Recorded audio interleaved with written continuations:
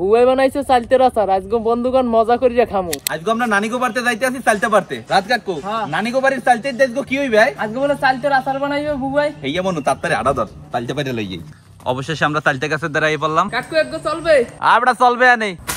দেখছেন তাজা তাজা চালতে। রাত 27টার মতো চালতে পারছে। আম্মু এই ধরো তাজা তাজা চালতে পারে লই আইছি। এখন আম্মু তুমি এক কাম করো, চালতেটি তাড়াতাড়ি কুটতে কেটে আচার বানাও। খাইতে হবে কোনো মাইছে আচার, মাথাটা কিন্তু নষ্ট। ঠিক আছে বানাবো না। আচ্ছা ঠিক আছে।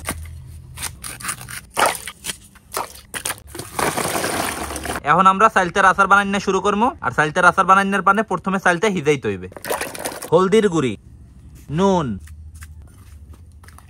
আম্মু আধা ঘন্টা তো হয়ে গেছে, এখন পর্যন্ত চালটা হেজে নাই। এখন ওটাই শিক্ষা লাও।